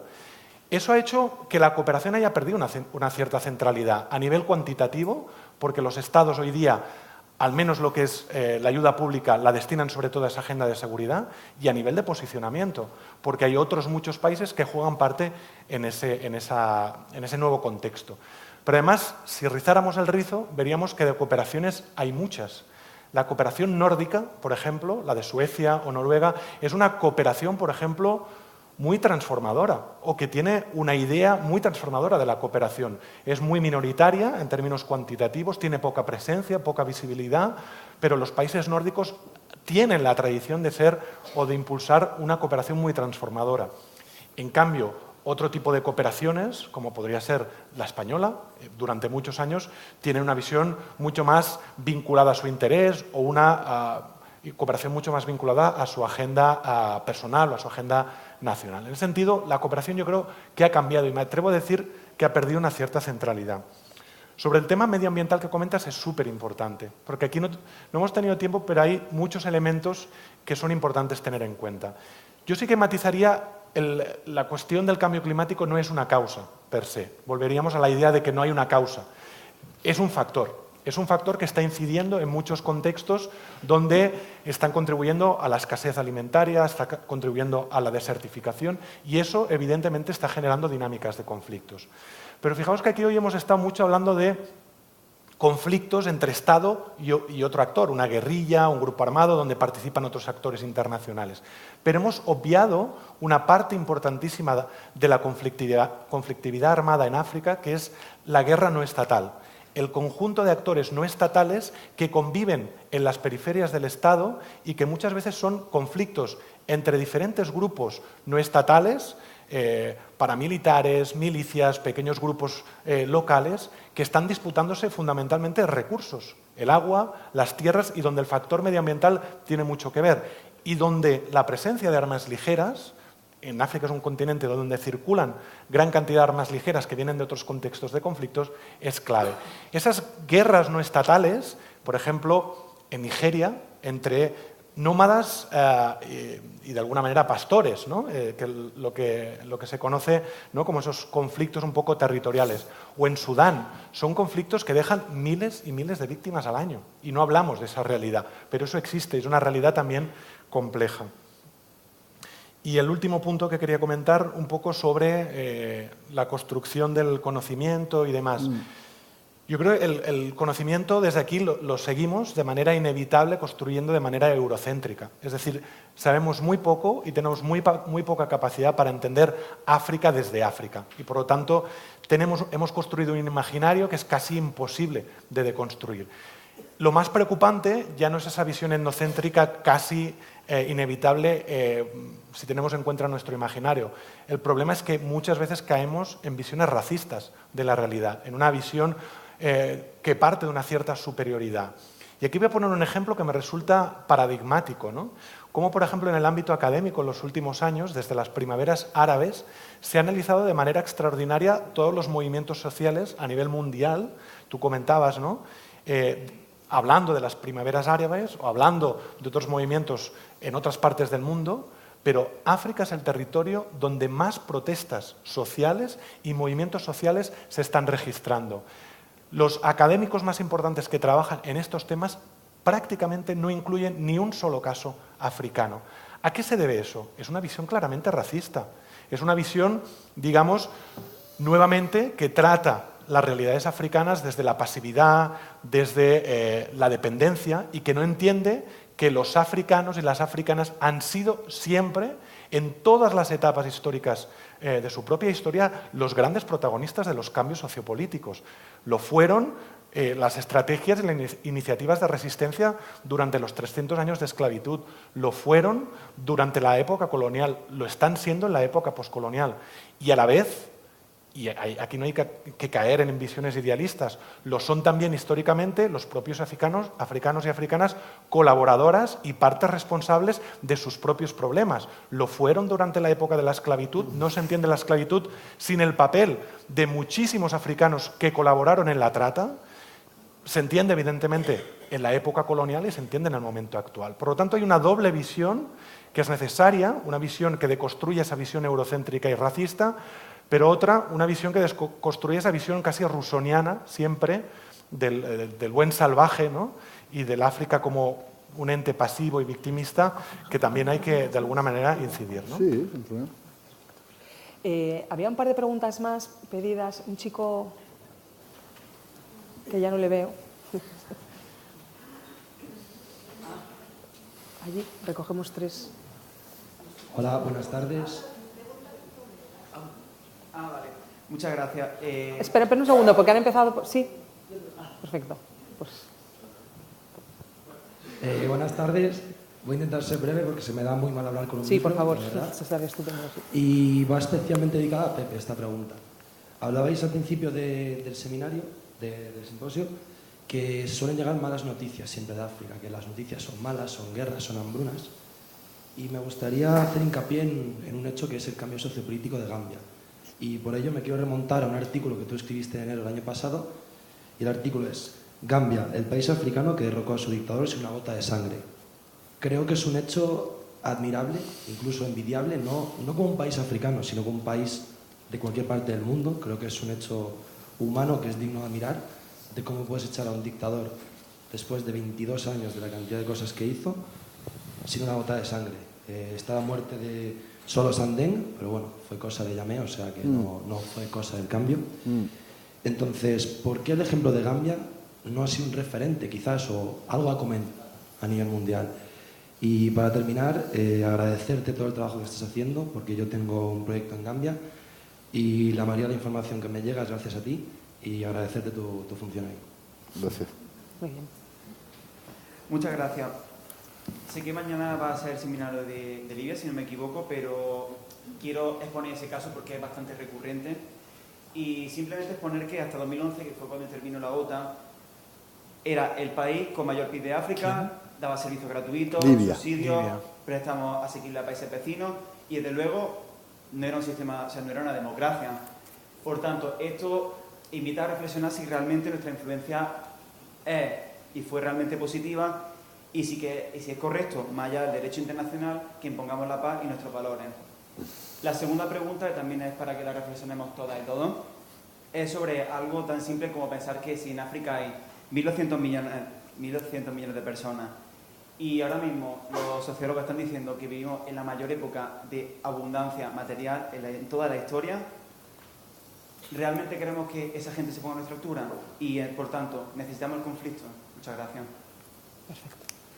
Una tercera pregunta ahí al fondo y cerraríamos con una cuarta y ya cerramos la ronda. Pues aquí entonces delante. Bueno, sí, perdón. Muchas gracias. Antes os había referido a las guerras y a los intereses de las guerras, tanto externos como internos. Yo en este año pues leí un artículo sobre las guerras de la República del Congo y hacían reportajes sobre hombres soldados que ya habían perdido la noción de cuál era el principio de la guerra, cómo había evolucionado, qué estaba pasando. Vale, pues luego en el siguiente reportaje hablaban de un proyecto de la Unión Europea en el que se estaba formando a mujeres soldados al ejército oficial, vamos. Entonces yo ahí pregunto, ¿qué es lo que se quiere? ¿Cuál es la pretensión? La pretensión es la seguridad a la que te referías antes. La pretensión es perpetuar la guerra, militarizar también a otro sector de la sociedad. Es una interpretación de la 1325, que es ese proyecto de la Unión Europea formando a mujeres soldados en ejércitos oficiales. Muy bien, muchas gracias. Ahí atrás al fondo. Recogemos todas.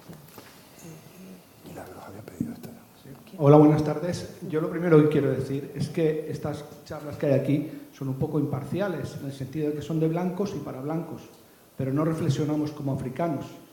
Y una cosa que tenemos que tener muy importante cuando estás en África es la etnicidad. Es el conflicto más importante que hay, la rivalidad que hay entre etnias. Cuando estás allí te das cuenta del odio visceral que se tienen unas a otras, y ese es el germen de las guerras que se quedan. Yo puedo dar ejemplos de estar allí y puedo decir que en el 2009 yo estaba en Níger, en la ciudad de Zada, y un nigeriano, Yoruba, ya me comentó que iba a haber problemas con los Yoruba y los Hausa. Los Hausa crearon Boko Haram, que es una palabra así. Yo estaba en Etiopía y estaba en Sudán del Sur, y lo que hay es que no se puede, ni los Nuer ni los Dinka se miran al uno a la cara y se matan. ¿Qué pasa? Que el presidente es Dinka y el vicepresidente es Nuer. Conflicto.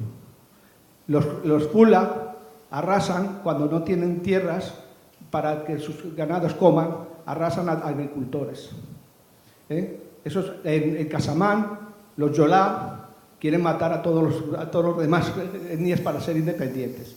Entonces, hablamos en términos generales de conflictos, de estatales, de problemas de fuera que vienen dentro. Pero el germen de las guerras es la etnicidad.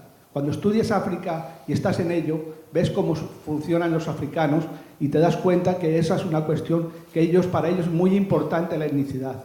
Porque si tú no estás dentro de esa etnia y tú te vas fuera de esa etnia, tú estás metafísicamente muerto. Te tienes que defender, sea con tu vida o con la muerte o con lo que sea. Y eso es una cosa que los blancos no entendemos. No nos damos cuenta, pero para los africanos es muy importante. Ese es el germen de las guerras de África. Todo lo demás es externo, que viene de fuera. Muchas gracias. La última pregunta, y con esto cerramos el turno de preguntas para ya que los ponentes puedan contestar.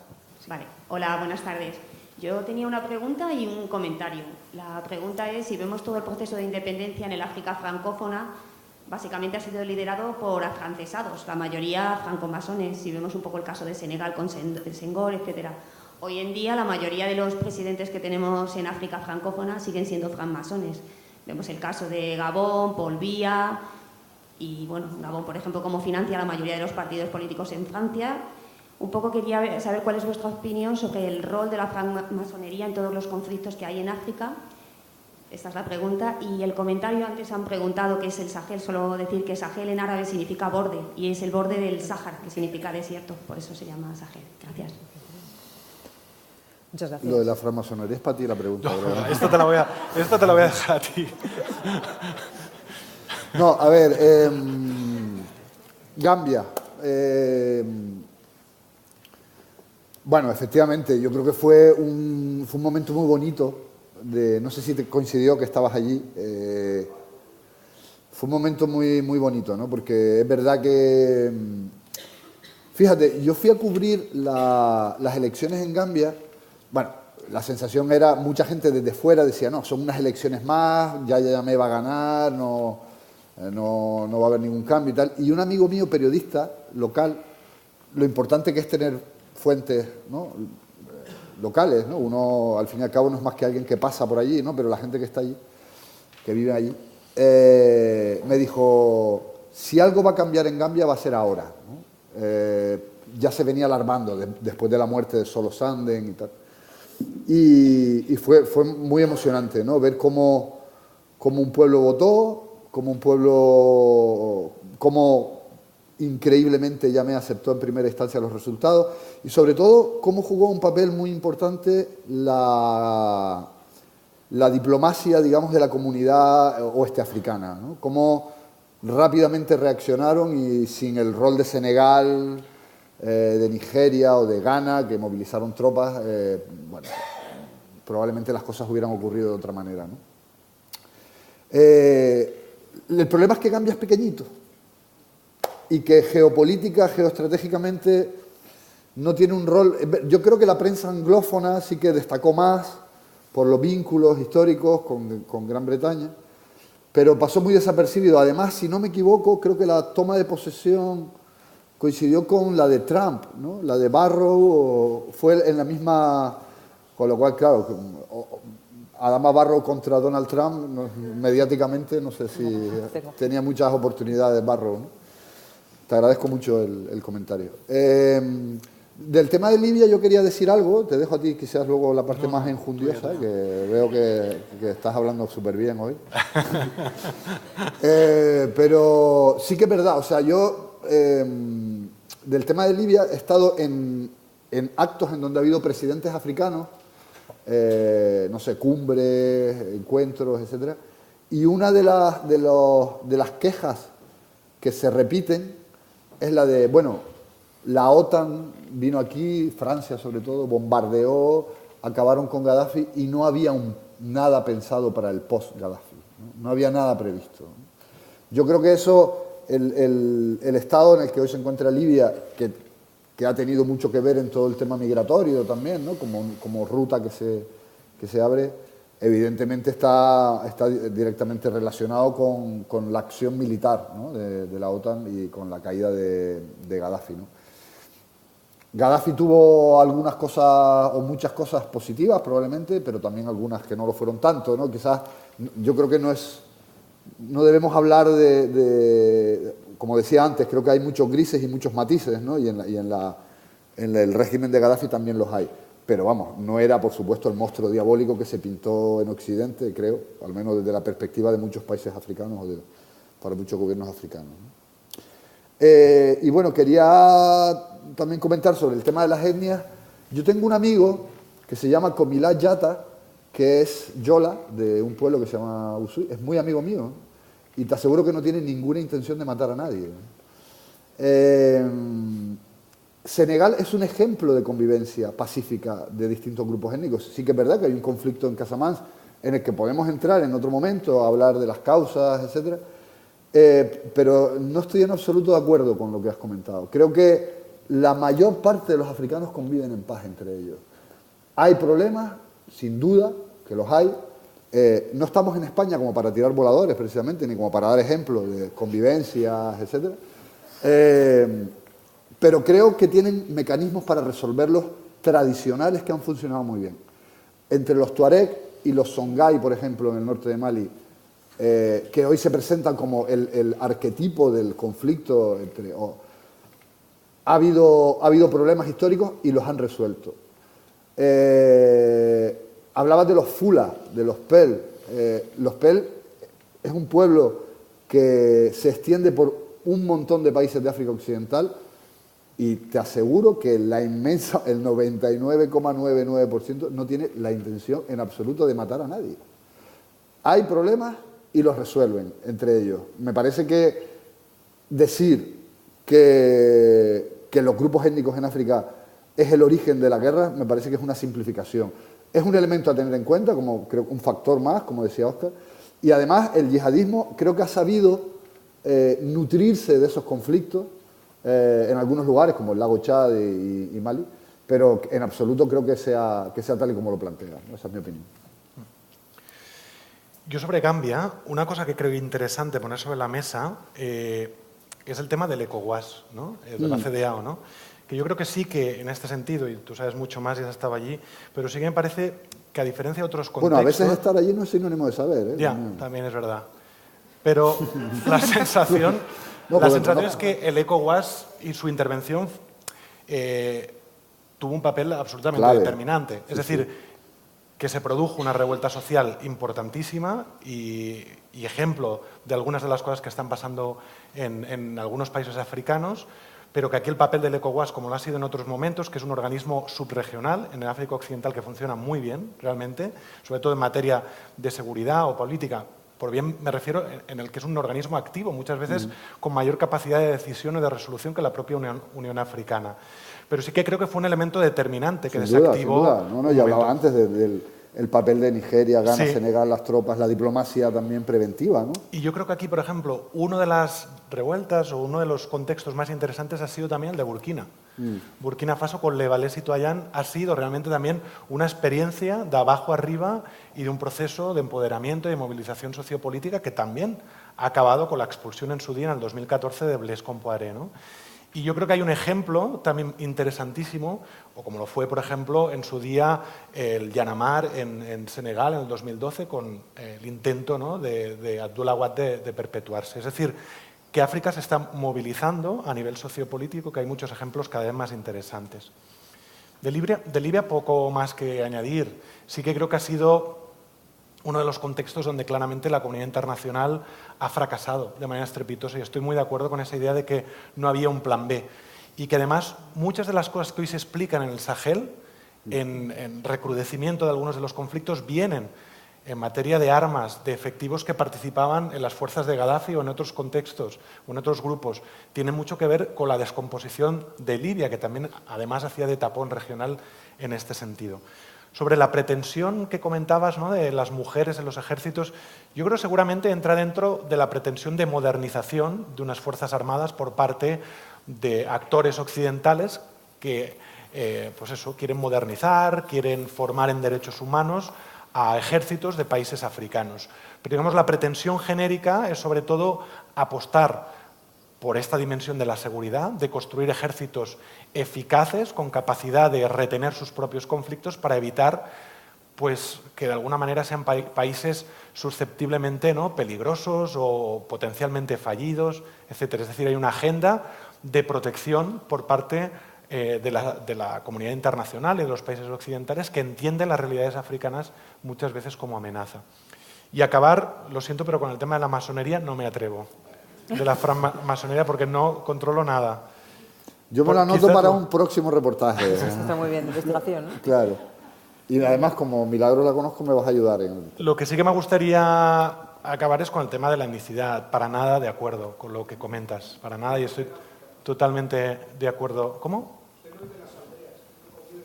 Bueno, he tenido experiencias y, digamos, he vivido algunos años, sí, en África. ¿Me deja responder? ¿Puedo responder a su pregunta? Yo creo que de alguna manera, efectivamente, hemos incidido en esa idea de que no se pueden explicar los conflictos por un solo motivo.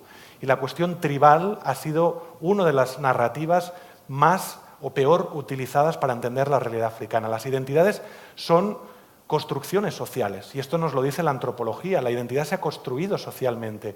La identidad de los Hutus y de los Tutsis no se entiende, por ejemplo, sin la presencia belga en su día y cómo se construyó una cierta animadversión entre esos dos grupos.